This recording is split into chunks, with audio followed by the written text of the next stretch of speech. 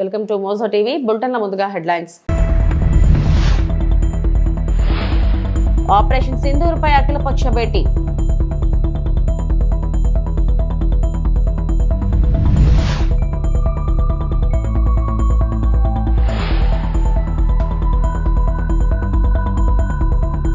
CM Chandrababu అధ్యక్షతన కొనసాగుతున్న AP మంత్రివర్గ సమావేశం.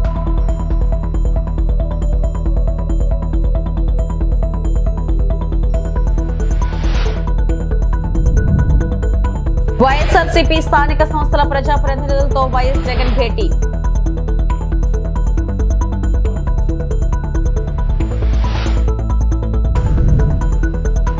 తిరుమల ఆలయంపై విమానం చక్కర్లు, దాడుల వేళ అలర్ట్.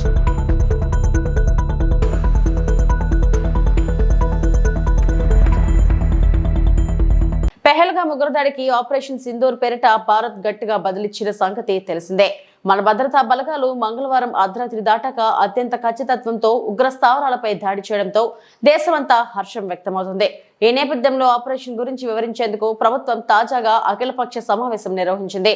పార్లమెంట్ ప్రాంగణంలో జరిగిన ఈ భేటీకి కేంద్రం తరపున మంత్రులు రాజ్నాథ్ సింగ్, అమిత్ షా, ఎస్ జైశంకర్, జేపీ నడ్డా, నిర్మలా సీతారామన్ పాల్గొన్నారు.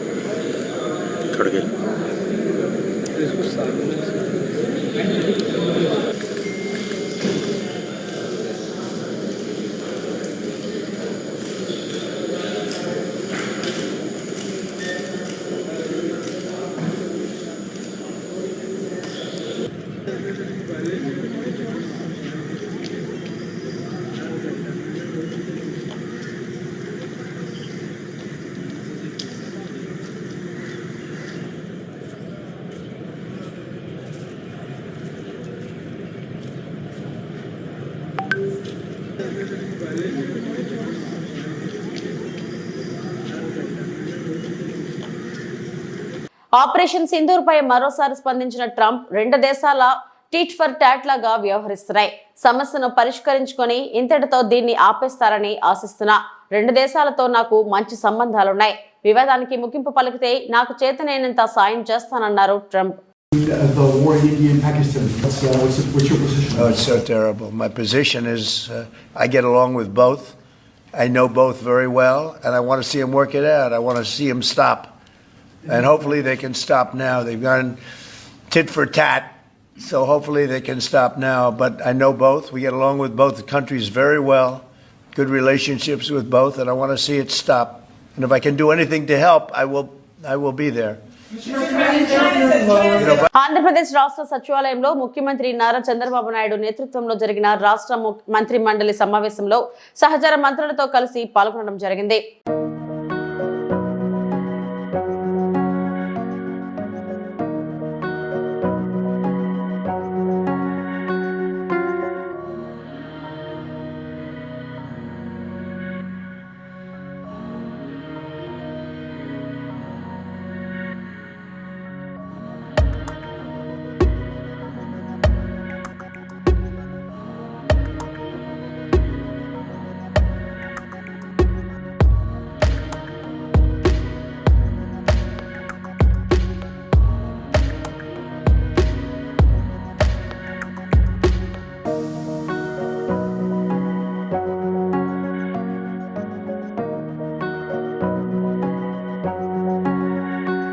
శ్రీ సిటీలో ఎల్జీ ఎలక్ట్రానిక్స్ కంపెనీ భూమి పూజ కార్యక్రమంలో పాల్గొనడానికి వచ్చిన ఐటీ మంత్రి నారా లోకేష్ కు ఘన స్వాగతం పలికారు. ఎల్జీ ఎలక్ట్రానిక్స్ కంపెనీ 5,001 కోట్ల పెట్టుబడితో 2,000 ఉద్యోగాలు కల్పించనుంది. మా కూటమి ప్రభుత్వం వచ్చిన తర్వాత వచ్చిన మొదటి విదేశీ పెట్టుబడి ఎల్జీ ఎలక్ట్రానిక్స్. ఆంధ్రప్రదేశ్ రాష్ట్రం ఎల్జీ కంపెనీకి సాదర స్వాగతం పలుకుతుంది. I extend a very warm welcome to the leadership of LG Electronics, India and global, and its vendor companies to our state. Today marks more than just the beginning of a construction project. It is a defining milestone in the journey of industrial growth and technological advancement for our state and for our nation. Where innovation meets investment, the future is taking shape. With an investment exceeding 5,000 crores, LG Electronics is not only bringing a world-class manufacturing unit to Andhra Pradesh, but is also reaffirming global confidence in our state as a premier investment destination. We are really excited to deliver a product made in Andhra Pradesh, made for the world. This project is one of the first major foreign direct investment under the new government. The people of Andhra Pradesh gave us a resounding mandate. It's a history that we created in the last election. 94% of the seats that we contested, we won. And the clear mandate was about creating jobs. And we believe that this investment is in the step in that direction. This also reflects our leader, Mr. Naidu's commitment to speed of doing business, robust infrastructure, a future-focused vision of Andhra Pradesh. We promised ease of doing business, and today we are delivering speed of doing business. The LG factory will produce advanced home appliances, refrigerators, air conditioners, and washing machines, integrating the latest in smart and energy-efficient technology. A smart factory, a smarter state, a smarter India. That journey is beginning here today. This isn't just about manufacturing. It's about shaping the future of living. It's about creating jobs, empowering our youth, and transforming lives. Today we are not just breaking ground. We are breaking new ground in the state of Andhra Pradesh. It is a great privilege to stand before you today at this momentous occasion, the groundbreaking ceremony of LG Electronics state-of-the-art facility here in Sri City, Andhra Pradesh. I extend a very warm welcome to the leadership of LG Electronics, India and global, and its vendor companies to our state. Today marks more than just the beginning of a construction project. It is a defining milestone in the journey of industrial growth and technological advancement for our state and for our nation. Where innovation meets investment, the future is taking shape. With an investment exceeding 5,000 crores, LG Electronics is not only bringing a world-class manufacturing unit to Andhra Pradesh, but is also reaffirming global confidence in our state as a premier investment destination. We are really excited to deliver a product made in Andhra Pradesh, made for the world. This project is one of the first major foreign direct investment under the new government. సామాజిక దృక్పథంతో ప్రజా సేవలో ప్రతి ఒక్కరూ పాల్గొనాలని TDP రాష్ట్ర అధ్యక్షుడు MLA Palla Srinivasarao అన్నారు. కొత్త గాజువాక మార్కెట్ వద్ద wholesale fruits and vegetables merchants association ఆధ్వర్యంలో ఏర్పాటు చేసిన మజ్జిగ చలవేంద్రాన్ని ఎమ్మెల్యే ప్రారంభించారు. అసోసియేషన్ అధ్యక్షుడు కర్రి నాగేశ్వరరావు అధ్యక్షతన జరిగిన కార్యక్రమంలో పల్లా మాట్లాడుతూ వేసవిని దృష్టిలో పెట్టుకుని అనేక సంస్థలు చలవేంద్రాలు ఏర్పాటుకు ముందుకు రావడంపై సంతృప్తి వ్యక్తం చేశారు. వర్తకులు సామాజిక సేవలో ముందుండి అందరికీ ఆదర్శంగా నిలవాలని కోరారు. కొత్త గాజువాక మార్కెట్ సమస్యల పరిష్కారానికి కృషి చేస్తారని చెప్పారు. కార్యక్రమంలో కార్పొరేటర్లు గంధం శ్రీనివాస్, పల్లా శ్రీనివాస్, నియోజకవర్గ సమన్వయకర్త ప్రసాదుల శ్రీనివాస్, విల్లూరి శ్రీనివాస్, మద్దాల రామారావు, జయంతి, సత్యనారాయణ, కె తాతబాబు తదితరులు పాల్గొన్నారు. ఈరోజు కొత్త గాజువాక జంక్షన్లో Gajuwaka wholesale fruits and vegetable market association వారి ఆధ్వర్యంలో ముఖ్యంగా ఆ కమిటీ సభ్యులైనటువంటి మా ప్రెసిడెంట్ అయినటువంటి నాగేశ్వరరావు గారు, అలాగే మా రామారావు గారు, శ్రీనివాసరావు గారు ఎండాకాలంలో ఒక చలవేంద్రం ఏర్పాటు చేయాలి. ఎందుకంటే ఇక్కడ దాహత తీర్చాలి. ఎక్కువ మంది ఇక్కడ ప్రయాణికులు చుట్టుపక్కల ప్రాంతాల నుంచి వచ్చి ఇక్కడ షాపింగ్ చేసుకొని మార్కెటింగ్ చేసుకుని వెళ్తుంటారు. సో అలాంటి వారికి ఖచ్చితంగా మనం చలివేంద్రం ఏర్పాటు చేయాలి, వాళ్ళ దాహత తీర్చాలని ఒక మంచి ఆలోచనతో ఇక్కడ వర్తక సంఘం ప్రజలందరూ పెట్టారు. వారికి మనస్ఫూర్తిగా నేను అభినందనలు తెలియజేస్తూ వారు ఇలాంటి కార్యక్రమం మరెన్నో చేయాలని కోరుకుంటూ వారికి ఎటువంటి సహాయ సహకారం కావాలని మేము అందిస్తామని చెప్పి తెలియజేస్తూ మరి ఇదే కార్యక్రమాన్ని స్ఫూర్తిగా తీసుకుని అందరూ కూడా మీ ప్రాంతాల్లో వారి ప్రాంతాల్లో పెట్టాల్సిందిగా కూడా కోరుతున్నాం. నమస్కారం. గౌరవనీయులు నియోజకవర్గ శాసనసభ్యులు మరియు రాష్ట్ర అధ్యక్షులు తెలుగుదేశం పార్టీ అధ్యక్షులైన పల్లా శ్రీనివాసరావు గారికి మా మత్స్య స్టేషన్ తరపుని, మా వర్తకుల సంఘం తరపుని, అలాగే మా చిల్లరబళ్ళ వర్తకుల సంఘం తరపుని నా హృదయపూర్వక నమస్కారం తెలియజేసుకున్నాం. గాజువాకలో ఈ ప్రాంతంలో చలివేంద్రం పెడితే చాలామందికి ఉపయోగకరంగా ఉంటుంది. అందులోనూ బస్ స్టాప్ ఎంతోమంది ప్రజలు రావడం పోవడం ఉంటుంది. వాళ్ళందరూ కూడా దాహాన్ని తీర్చినట్టు ఉంటుందన్న ఉద్దేశంతో ఈ సంవత్సరం శ్రీనివాస్ గారి ఆధ్వర్యంలో శ్రీనివాస చేతుల మీదుగా ఈ చలివేంద్రం ప్రారంభం జరిగింది. ఇది మొదటి చలివేంద్రం. ఇంకొక వారం రోజుల్లో ఇంకొక మార్కెట్ ఏరియాలో కూడా ఇంకొకటి ప్రారంభిస్తాం. ఇలాగే ప్రతి సంవత్సరం గాజువా ప్రాంతంలో 2-3 చలివేంద్రం చేసి ప్రజలకు అందరికీ ఉపయోగపడేలాగా మా అసోసియేషన్ తరఫున సర్వీస్ కార్యక్రమం చేయాలని చెప్పి మేము అందరం అనుకుంటున్నాం. అలాగే ఎమ్మెల్యే గారిది ఒక ముఖ్యమైన కార్యక్రమం ఉంది. అది కూడా త్వరలో కృష్ణదేవరాయ కళ్యాణ మండపంలో ఆయన డేట్ తీసుకుని ఆయన ఏ రోజు అయితే ఆ రోజు మేము 2-3 సార్లు పోస్టింగ్ అయిపోయింది. దాన్ని కూడా మేము కంప్లీట్ చేసుకుని మేము ముందుకు నడుపుతామని చెప్పి సభాముఖంగా మన ఎమ్మెల్యే గారికి ధన్యవాదాలు చేసుకుంటూ మేము అందరూ కృతజ్ఞతలు చేసుకుంటాం. వైఎస్ఆర్సీపీ అధినేత వైఎస్ జగన్మోహన్ రెడ్డి ఇవాళ 2 మున్సిపాలిటీలు 2 మండలాల నేతలతో భేటీ అయ్యారు. రాజంపేట, మడకశిర మున్సిపాలిటీతో పాటు రామకుప్పం, రొద్దం మండలం నేతలతో వైఎస్ జగన్ సమావేశమయ్యారు. ఈ సందర్భంగా తాజా రాజకీయ పరిణామాలు, పార్టీ భవిష్యత్ కార్యక్రమాల గురించి చర్చించే అవకాశం ఉంది. చిత్తూరు జిల్లా కుప్పం నియోజకవర్గం నుంచి రామకుప్పం మండలానికి చెందిన ఎంపీటీసీలు,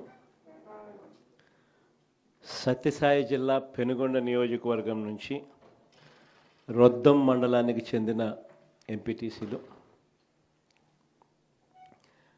మడకశిర నియోజకవర్గం మడకశిర మున్సిపాలిటీకి సంబంధించిన కౌన్సిలర్లు, అన్నమయ్య జిల్లా రాజంపేట మున్సిపాలిటీకి సంబంధించి అక్కడి నుంచి వచ్చిన కౌన్సిలర్లు, వీరితో పాటు ఈ ప్రాంతాలకు సంబంధించిన ముఖ్య నేతలందరికీ కూడా పేరు పేరున హృదయపూర్వకంగా నమస్కారాలు తెలియజేస్తా ఉన్నాను. ఈరోజు మీరంతా కూడా తెగువ చూపించిన పరిస్థితుల మధ్య మిమ్మల్ని అందరినీ అభినందిస్తూ మీ అందరితో కూడా కాసేపు గడిపే కార్యక్రమం చేస్తూ ఉన్నా. నిజంగా ఈరోజు రాష్ట్రంలో ఉన్న పరిస్థితులు ఎలా ఉన్నాయి అన్నది బహుశా నాకన్నా కూడా మీకే బాగా తెలుసు.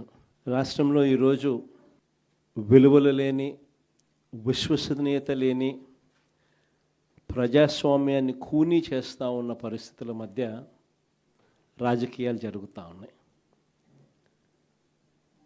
ఇలాంటి చెడిపోయిన ఈ రాజకీయ వ్యవస్థలో తులసి మొక్కల్లా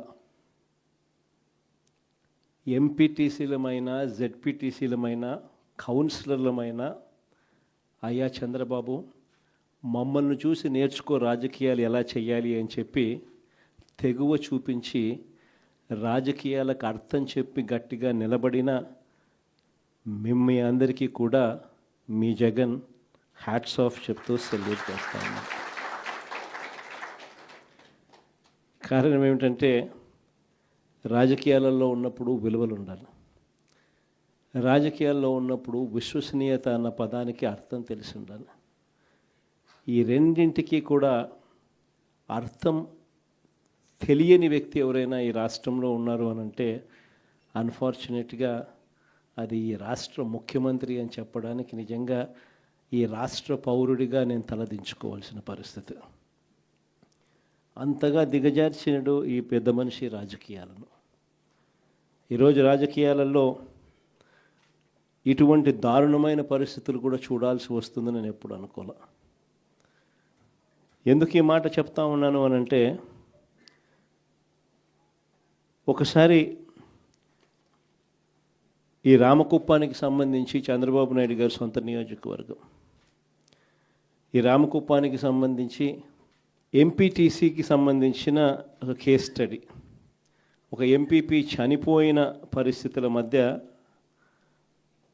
ఎన్నికలు జరుగుతూ ఉన్నాయి.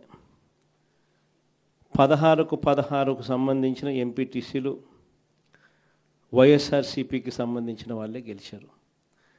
మరి ఇలాంటి చోట ఎందుకు చంద్రబాబు అనే వ్యక్తి పోటీ పెడతా ఉన్నాడు? గెలవడం అన్నదానికి మీనింగ్ ఎక్కడుంది? గెలవలేము అన్న సంగతి తెలుసు. గెలిచిన వాళ్ళందరూ కూడా ఇక్కడ నుంచి గెలిచిన వాళ్ళందరూ కూడా వైఎస్ఆర్సీపీ టికెట్ మీద ఆ బీఫామ్ మీద గెలిచిన వాళ్ళు. మరి ఇలాంటి చోట 6 మందిని ఇక్కడి నుంచి లాక్కునే కార్యక్రమం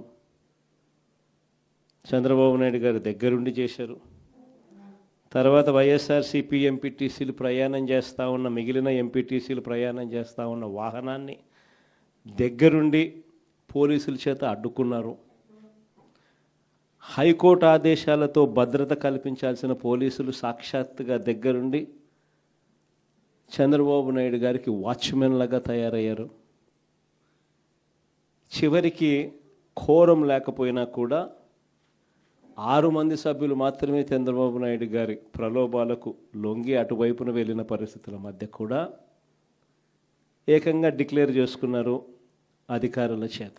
శ్రీ సత్యనారాయణ స్వామివారి తిరు కళ్యాణ మహోత్సవాలలో పాల్గొన్న ఎమ్మెల్యే పాయం వెంకటేశ్వర్లు భద్రాద్రి కొత్తగూడెం జిల్లా బోర్గంపాడు మండలం సారపాక తాళ్ల గొమ్మూరు గ్రామంలో రాజలక్ష్మి గోదా సమేత శ్రీ సత్యనారాయణ స్వామివారి తిరు కళ్యాణ మహోత్సవ కార్యక్రమానికి ముఖ్య అతిథిగా విచ్చేసి స్వామివారిని దర్శించుకుని ప్రత్యేక పూజలు నిర్వహించిన పినపాక నియోజకవర్గ శాసనసభ్యులు పాయం వెంకటేశ్వర్లు. అనంతరం ఆలయ కమిటీ సభ్యులు ఎమ్మెల్యే పాయంని సాల్వాతో సత్కరించారు. కార్యక్రమంలో బోర్గంపాడు మండల కాంగ్రెస్ పార్టీ నాయకులు, యువజన నాయకులు, కార్యకర్తలు, ఆలయ కమిటీ సభ్యులు, అభిమానులు తదితరులు పాల్గొన్నారు.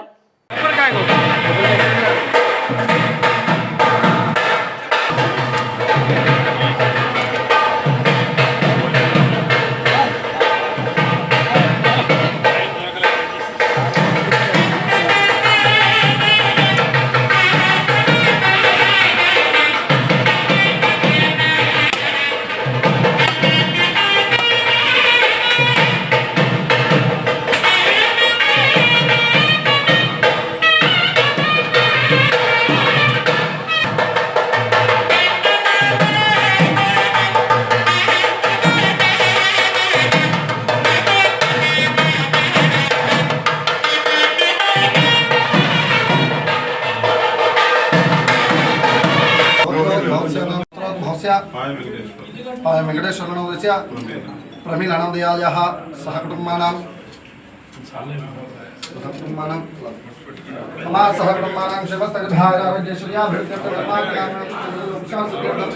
ఓం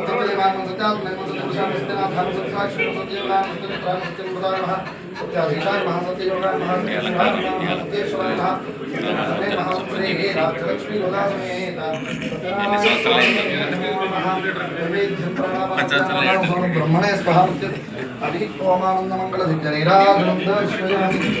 హరి ఓం శ్రేష్ఠాయ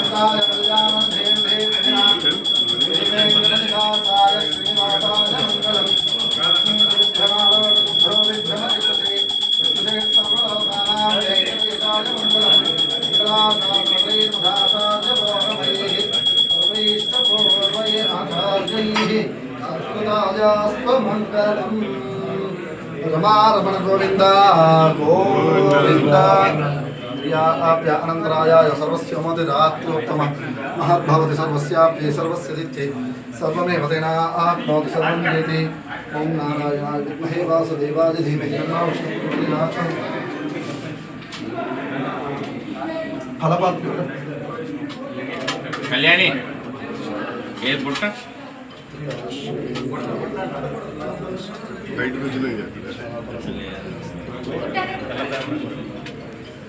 ఓం జవైదాం బ్రహ్మణో వేద అమృతైనా మృతాం పురీం తస్మై బ్రహ్మచ బ్రహ్మా చ ఆయుః కీర్తిం ప్రజాం దదః భాగదేయేనైవైనం గణయతి బ్రాహ్మణాయ శ్రేయరద్ధరేత్ బ్రాహ్మణో వై సర్వా దేవతాః సర్వాభిదేవైనం దేవతాభిరద్ధరతి యావదేవై దేవతాః సర్వా వేదవిధి బ్రాహ్మణేన సంతి తస్మాత్ బ్రాహ్మణేభ్యో వేదవిద్భ్యో దివే దివే నమస్కృర్యాన్నా శ్రీరం కీర్తయే నేతా ఏవ దేవతా ప్రీణాతే. తిరుమల శ్రీవారి ఆలయంపై మరోసారి విమానం చక్కర్లు కొట్టిన తీవ్ర కలకలం రేపింది. ఆగమ శాస్త్ర నిబంధనల విరుద్ధంగా ఆలయంపై విమానాలు వెళ్లడంతో భక్తులు ఆగ్రహం వ్యక్తం చేస్తున్నారు. ఉగ్రవాదుల చర్యల కారణంగా తిరుమలకు ముప్పు పొంచి ఉందని పలువురు ఆవేదన వ్యక్తం చేస్తున్నారు.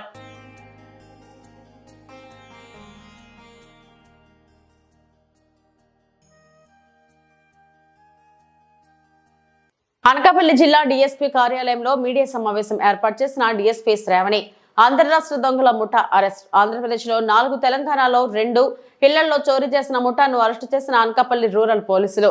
ఈ నెల 1వ తేదీన అనకాపల్లి కొండకొప్పాక గ్రామంలో మొదటి కేసు నమోదు కాగా వెంటనే అదే రోజు మరొక 3 చోరీలకు పాల్పడ్డారు. అనకాపల్లి జిల్లా ఎస్పీ ఆదేశాల మేరకు డీఎస్పీ శ్రావణి ఆధ్వర్యంలో ప్రత్యేక బృందాలుగా ఏర్పడి వారం రోజుల్లోనే ఈ దొంగల ముఠాను అరెస్టు చేసి రిమాండ్ కు తరలించారు. వీరి వద్ద నుంచి సుమారు 3 కేజీల వెండి, 2 తులాల బంగారం, 1 ల్యాప్టాప్, పట్టు చీరల రికవరీ చేశారు. ఈ కేసులో ప్రత్యేక శ్రద్ధ కనబరిచిన రూరల్ సిఐ ఎస్ఐలను అభినందించారు. దొంగల ముఠాను అరెస్ట్ చేయడంలో ఈరోజు అనకాపల్లి జిల్లా పోలీసులు విజయం సాధించారు. దీనికి సంబంధించి ఎస్పీ శ్రీ తుహిన్ సిన్హా ఐపీఎస్ గారి ఆదేశాల ప్రకారం మా పోలీస్ టీమ్ బృందాల వారీగా ఏర్పడి using technical evidence and other evidences మేము వీళ్ళని పట్టుకోవడం జరిగింది. వీళ్ళు వచ్చేసి సిరీస్ ఆఫ్ అఫెన్సెస్ చేయడం జరిగింది. ఫస్ట్ అఫెన్స్ వచ్చేసి 1 మేకి 14 hours కొండకొప్పాక గ్రామంలో రిటైర్డ్ షిప్ యార్డ్ ఉద్యోగి శ్రీ మరుబాక సత్యనారాయణ గారిలో ఫస్ట్ అఫెన్స్ చేశారు.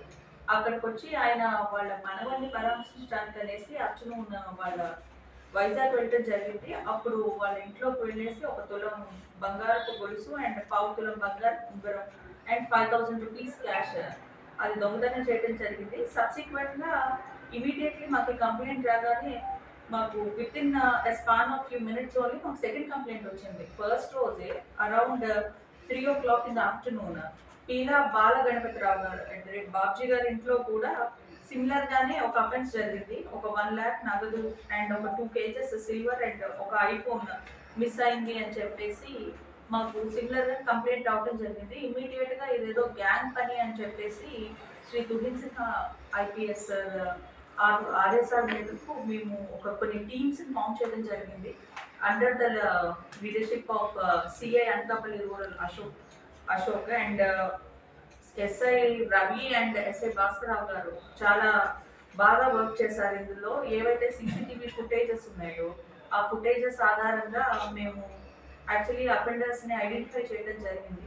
సిమిలర్ గానే అదే రోజు మాకు థర్డ్ కంప్లైంట్ కూడా రిజిస్టర్ అయింది. టౌన్ లో వీ హ్యావ్ ఒక డెల్ ల్యాప్టాప్ అండ్ ఒక హోండా సిటీ కార్ తాళాలు అండ్ పట్టు చీరలు మిస్ అయినాయి అని చెప్పేసి టౌన్ పోలీస్ స్టేషన్ లో కూడా మాకు కంప్లైంట్ వచ్చింది. So we thought this fellow must be something ఏదో గ్యాంగ్ కి సంబంధించినోడు రెగ్యులర్ గా అఫెన్సెస్ చేసుకుంటా పోతున్నాడు ఒక ప్లేస్ కి వస్తే అని అర్థమైంది. సో టీమ్స్ ఫామ్ చేసి మేము వాడిని ఈ రోజు 4 o'clock పట్టుకోవడం జరిగింది. ఇప్పుడు మేము వాడిని అరెస్ట్ చూపిస్తాము. సో ఇతన్ని ఇంట్రాగేట్ చేయగా మాకు తెలిసిన విషయం ఏంటంటే నాట్ జస్ట్ ఇన్ అనకాపల్లి, ఇతను తెలంగాణలో ఈవెన్ హైదరాబాద్ లో ఒక 2 offenses చేశాడు అండ్ తునిలో కూడా అఫెన్సెస్ చేశాడు అని చెప్పి తెలుస్తుంది. పార్వతీపురం మన్యం జిల్లా గుమ్మలక్ష్మీపురంలో బుధవారం ఆదివాసీ జాయింట్ యాక్షన్ కమిటీ ఆధ్వర్యంలో గిరిజనుల సమస్యలు పరిష్కరించాలని గుణపూర్ రోడ్ జంక్షన్ నుంచి కాంప్లెక్స్ వరకు ర్యాలీ నిర్వహించారు. ఈ సందర్భంగా ఆదివాసీ గిరిజన సంఘం నాయకులు మాట్లాడుతూ సుప్రీంకోర్టు రద్దు చేసిన జీవో నెంబర్ 3 స్థానంలో కొత్త చట్టాన్ని పునరుద్ధరించాలని, గిరిజనులకు ప్రత్యేక డిఎస్సి ప్రకటించాలని, ఏజెన్సీ ప్రాంతాల్లో గిరిజన చట్టాలను పటిష్టంగా అమలు చేయాలని గిరిజన సంఘం నాయకులు ప్రభుత్వానికి డిమాండ్ చేశారు. రాష్ట్ర ప్రభుత్వం ఎన్నికల్లో గిరిజనులకు ఇచ్చిన హామీని నెరవేర్చాలన్నారు. 1/70 చట్టం ప్రతిష్టంగా అమలు చేసి ట్రైబల్ అడ్వైజరీ కమిటీని వెంటనే ఏర్పాటు చేయాలని డిమాండ్ చేశారు. కార్యక్రమంలో Adivasi joint action committee chairman Dharmarao, మాజీ MLA Kolaka Lakshmanamurthy, retired special deputy collector Arika Neelakantham, tribal rights forum రాష్ట్ర అధ్యక్షుడు రొబ్బ లోవరాజు, ఎంపీపీ దేనమయ్య తదితరులు పాల్గొన్నారు. ఈరోజు గుమ్మలక్ష్మీపురంలో ఆదివాసీ ఆత్మగౌరవ ర్యాలీ అండ్ మహాసభ నిర్వహించడానికి గల ప్రధానమైన ఉద్దేశం ఏంటంటే, వాస్తవానికి జియో నెంబర్ 3 ఏదైతే ఉందో, ప్రధానంగా జియో నెంబర్ 3 సంబంధించి ఏదైతే ఉందో, చంద్రబాబు నాయుడు గారు ఎలక్షన్ ముందు జియో నెంబర్ 3ని పునరుద్ధరిస్తాం, లేదా దానికి ప్రత్యామ్నాయమైన జీవో నెంబర్ ఏదో ఒకటి తీసుకొచ్చి చట్టం చేసి గిరిజనులందరికీ కూడా 100% ఉద్యోగాలు కల్పిస్తామని చెప్పి ఎన్నికల ముందు మాకు హామీ ఇచ్చి ఉన్నారు. దానికి మేము అందరం కూడా చాలా ఆనందించాం. ఇప్పుడు కూడా ఎస్సీస్కి ఆయన ఒక హామీ ఇచ్చారు. ఎస్సీ వర్గీకరణ చేపట్టిన తర్వాత మాత్రమే డిఎస్సి ఇస్తా ఉన్నారు. ఆ విధంగానే ఆయన నిలబెట్టుకున్నారు. వాళ్ళకి ఏ విధంగా అయితే హామీ నిలబెట్టుకున్నారో అదే విధంగా మాకు కూడా జియో నెంబర్ 3కి ప్రత్యామ్నాయం తీసుకొచ్చి 100% ఉద్యోగాలు మాకు ఇచ్చిన తర్వాత మాత్రమే డిఎస్సి నియామకాలు చేపట్టాలని చెప్పి ఈ ర్యాలీ ద్వారా మేము కోరుకుంటున్నాము. ఇంకొకటి ఏంటంటే చాలామంది అంటూ ఉన్నారు జియో నెంబర్ 3 చట్టబద్ధం కాదు అని. అయితే అది చట్టబద్ధం, అది ఫ్రేమ్ చేసే విధానంలో తేడా ఉందని చెప్పి సుప్రీంకోర్టు చెప్పింది తప్పితే అది చట్టబద్ధం కాదని అయితే చెప్పలేదు. వాస్తవానికి జియో నెంబర్ 3 చట్టబద్ధమే. ఎందుకంటే పేసా యాక్ట్ ఉంది, 5th షెడ్యూల్ ఉంది. ఈ 5th షెడ్యూల్, పేసా యాక్ట్ ఇవన్నీ చెప్తున్నారు ఏంటంటే. ఇవి ఇప్పటి వరకు నా బులెటిన్ అప్డేట్స్. నమస్తే.